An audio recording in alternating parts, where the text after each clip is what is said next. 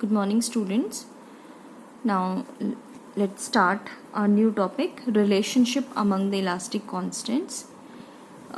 जो 4 elastic constants हमने अभी तक पढ़े हैं वो है Young's modulus, bulk modulus, shear modulus and Poisson's ratio. And now हम लोग स्टडी करने वाले हैं इनके बीच में क्या रिलेशंस हैं. ठीक है, ये आपस में इंटरकनेक्टेड हैं, यानी कि आपस में इनके एक दूसरे के साथ रिलेशंस हैं. वो रिलेशंस को हम लोग स्टडी करने वाले हैं. ठीक है, और रिलेशन है तो हम यहाँ पे ये भी बोल सकते हैं कि अगर हमें इन चारों में से कोई 2 की वैल्यू पता है तो हम बाकी 2 भी डिफाइन कर सकते हैं. ठीक है, तो इस वजह से अगर हम रिलेशंस जानना हमारे लिए बहुत ज़रूरी हो जाता है. ठीक है, तो हम सबसे पहले जो रिलेशन डिफाइन करने वाले हैं वो हम डिफाइन करने वाले हैं Young's modulus, bulk modulus and Poisson's ratio के बीच में. क्लियर. तो इसके लिए हमने क्या किया, एक यूनिट क्यूब कंसिडर किया है. इस यूनिट क्यूब पे फिर हमने एक टेंसाइल फोर्स अप्लाई किया है, और ये फोर्स हमने इस तरीके से अप्लाई किया है कि ये पेयर में एग्जिस्ट होगा.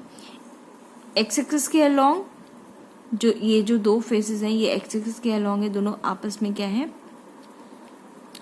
पैरेलल फेसेस हैं. इन पे जो है नॉर्मली एक्ट करेगा टेंसाइल स्ट्रेस. इसी तरीके से वाई एक्सिस के अलोंग एक पेयर में एक्ट करेगा और जेड एक्सिस के अलोंग एक पेयर में एक्ट करेगा. क्लियर.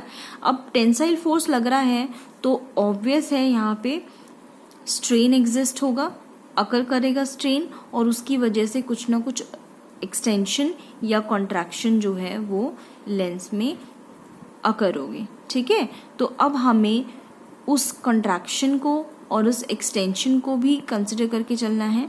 ठीक है, और उसके बाद फिर हम स्टार्ट करते हैं इसके रिलेशन को डिफाइन करना. तो उसके लिए हमने क्या करा, हमने कंसिडर कर लिया अल्फा जो है वो एक्सटेंशन पर यूनिट लेंथ पर यूनिट टेंशन है along the direction of force, और इसी तरीके से बीटा जो है वो कॉन्ट्रैक्शन पर यूनिट लेंथ पर यूनिट टेंशन है direction perpendicular to that of the force. क्योंकि ये दोनों क्या है, ये दोनों ऑपोजिट है. ये हमने पॉइजन्स रेशियो जब पढ़ा था तब हमने देखा था कि अल्फा और जो बीटा होते हैं वो दोनों क्या है, आपस में ऑपोजिट होते हैं. क्लियर है. तो अब जो हमारी ओरिजिनल लेंथ है क्यूब की हर एक साइड की वो क्या है, L. तो अगर मैं क्यूब वॉल्यूम ऑफ क्यूब की बात करूं, ओरिजिनल वॉल्यूम, तो वो क्या हो जाएगा, L क्यूब. ठीक है, लेकिन क्योंकि यहाँ पे एक्सटेंशन भी हो रहा है और कॉन्ट्रैक्शन भी हो रहा है तो हमारे पास जो लेंथ आएगी वो चेंज होके आ जाएगी. और अगर लेंथ चेंज हो जाती है तो हमारे पास जो वॉल्यूम है वो भी क्या हो जाएगी, वो भी चेंज हो जाएगी. ठीक है, तो वही देखते हैं कि हम लेंथ किस तरीके से अब डिफाइन करेंगे in case of extension and contraction. ठीक है, तो ये है बेटा.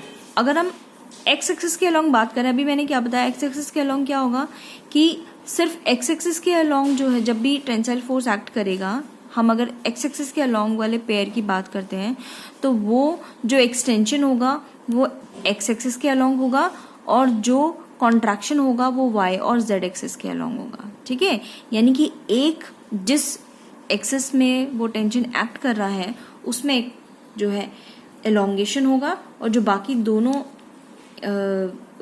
कोऑर्डिनेट्स रह जाएंगे उन दोनों में कॉन्ट्रैक्शन होगा. ठीक है, सेम अगर मैं वाई एक्सिस की बात करूं तो वाई एक्सिस के अलोंग जो है एक्सटेंशन होगा और एक्स और जेड के अलोंग कॉन्ट्रैक्शन हो जाएगा. ऐसे ही अगर मैं जेड एक्सिस के अलोंग वाले पेयर की बात करूं तो जेड एक्सिस के अलोंग जो है एक्सटेंशन हो जाएगा और एक्स और वाई एक्सिस के अलोंग जो है वो कॉन्ट्रैक्शन हो जाएगा. ठीक है, लेकिन क्योंकि हमने पहले ही डिफाइन करा था कि जो हमारा एक्स एक्सिस पे जो टेंसाइल फोर्स लग रहा है, वाई एक्सिस पे जो टेंसाइल फोर्स लग रहा है, जो जेड एक्सिस पे टेंसाइल फोर्स लग रहा है, वो तीनों क्या है, इक्वल हैं किसके, टी के. तो मैं टी एक्स की जगह, टी वाई की जगह और टी जेड की जगह भी क्या पुट कर सकती हूँ, टी पुट कर सकती हूँ. तो हम एक्स एक्सिस वाले फोर्स को देखते हैं तो मेरे पास ये क्या आ जाता है, L plus L T alpha minus L T beta minus L T beta. इसको सॉल्व करो तो हमारे पास ये टर्म आ जाएगी. क्लियर. सिमिलरली वाई एक्सिस के अलोंग ये टर्म आ जाएगी और जेड एक्सिस के अलोंग ये टर्म आ जाएगी. समझ आया. तो मेरे पास अगर मैं ओवरऑल में देखूं तो मेरा लेंथ जो, क्योंकि क्यूब की तो सारे लेंथ इक्वल है ना, तो वही जो मेरे पास लेंथ आ गया वो क्या आ गया, जो अभी जो न्यू लेंथ आया वो क्या है हमारे पास, L1 plus T alpha minus 2 beta. तो अब लेंथ चेंज हो गई है तो हमारी वॉल्यूम भी चेंज हो जाएगी, है ना. तो अगर मैं वॉल्यूम की बात करूं, न्यू वॉल्यूम, तो वो क्या हो जाएगा, इसका क्यूब कंप्लीट का, तो हमने क्या किया, इसका क्यूब कर दिया। जब आप इसके क्यूब को ओपन करोगे, ये तो एज इट इज रहेगा, इसको जब ओपन करोगे तो यहाँ पे क्या होगा, ये वाली जो टर्म है इसके हायर ऑर्डर टर्म्स को हम निग्लेक्ट कर सकते हैं क्योंकि ये क्वांटिटीज बहुत स्मॉल हैं। समझ में आया? तो हायर ऑर्डर टर्म्स को जब निग्लेक्ट किया तो हमारे पास ये वॉल्यूम जो था की वैल्यू वो बच गई है, L cube 1 + 3t alpha minus 2 beta. This is the new volume. ठीक है, अब ओरिजिनल वॉल्यूम आपको पता है एल क्यूब है और न्यू वॉल्यूम जो है आपको पता है वो ये है। तो नाउ यू कैन फाइंड कि जो इंक्रीज इन वॉल्यूम हमारे पास आई है वो क्या आई है।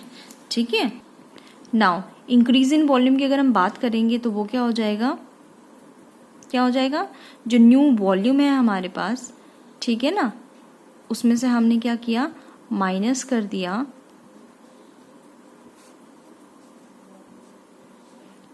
कर दिया, जो ओरिजिनल वॉल्यूम था। ठीक है, तो जो बचेगा वो क्या आ गया हमारे पास, वो हमारे पास आ जाएगा जो हमारा इंक्रीज इन वॉल्यूम आया है, और वो क्या आ जाएगा, इसको ओपन कर लो आप, इसको ओपन करोगे तो क्या हो जाएगा, L cube plus 3t L cube alpha minus 2 beta minus L cube. तो एल क्यूब से एल क्यूब कैंसिल, हमारे पास बच गया क्या, 3t L cube alpha minus 2 beta. Clear, increase in volume clear हो गया। ठीक है, अब हमारे पास जो वॉल्यूमेट्रिक स्ट्रेन है वो क्या होगा, वॉल्यूमेट्रिक स्ट्रेन क्या हो जाएगा,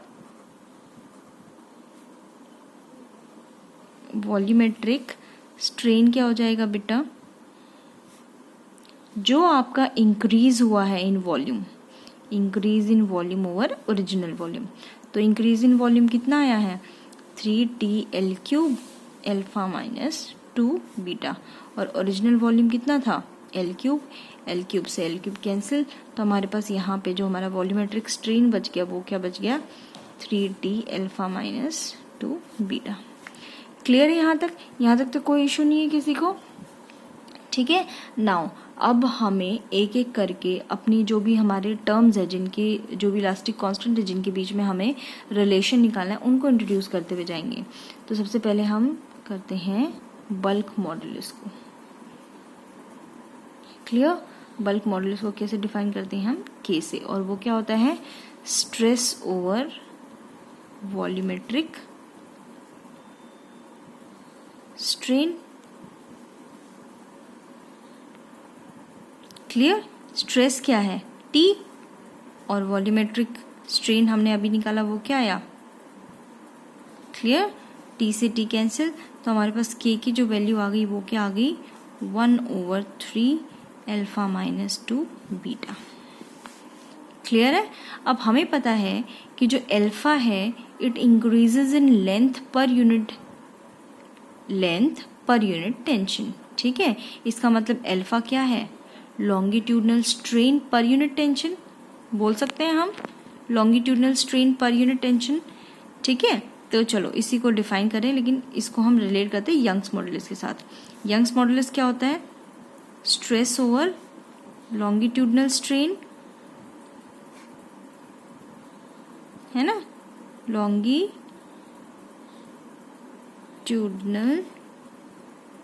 स्ट्रेन। क्लियर, अगर मैं इसको ऐसे लिख दूं तो लॉन्गिट्यूडनल स्ट्रेन ओवर स्ट्रेस, तो ये क्या हो गया, longitudinal strain per unit stress, और टेंशन वही क्या था, 1/अल्फा, है ना, इसको हम अल्फा लिख सकते हैं ना। तो हमने क्या कर दिया, हमारे पास अब y क्या आ गया, 1/अल्फा आ गया। समझ आया ये चीज, समझ आ गया ना। तो अब हम इसकी बात करते हैं, क्वेश्चन 1 को लेते हैं और k को डिफाइन करते हैं। ठीक है, तो k हमारे पास क्या था, 1/3 अल्फा माइनस 2 बीटा। ठीक है, यहाँ से हम क्या करते हैं, अल्फा को बाहर निकाल लेते हैं। अल्फा को अगर हमने बाहर निकाला तो मेरे पास क्या बच गया, 1/2 बीटा ओवर अल्फा।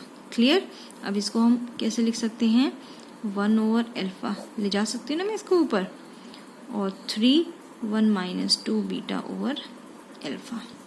समझ आया ना। अब 1/अल्फा क्या है, y, है ना, और 1 माइनस 2 बीटा और अल्फा क्या था, कल परसों हमने पढ़ा था पॉइजन्स रेशियो। समझ आ गया रिलेशन?